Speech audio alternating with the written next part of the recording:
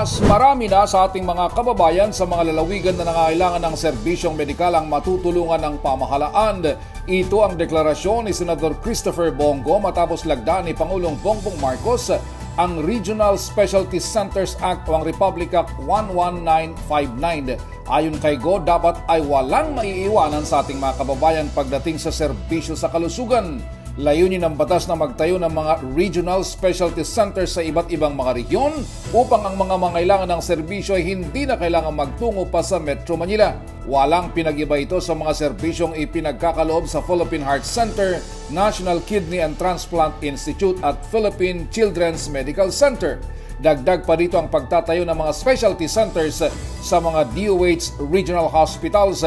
Base sa timeline ng DOH, ang pagtatayo ng mga specialty centers ay gagawin sa Luzon, Visayas at Mindanao. Sa Luzon pa lamang ay 20 ospital na kabilang na ang Baguio General Hospital and Medical Center, Mariano Marcos Memorial Hospital and Medical Center, Jose B. Lingad Memorial General Hospital, Batangas Medical Center at Bicol Medical Center.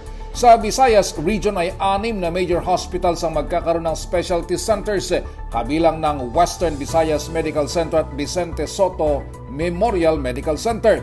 Habang sa Mindanao ay sa mga 9 na ospital na kinabibilangan ng Zamboanga City Medical Center at Northern Mindanao Medical Center. Sinabi ni Go na maliban sa mga specialty hospitals ay tuloy din ang pagtatayo ng mga super health centers at malasakit centers sa iba't ibang bahagi ng bansa.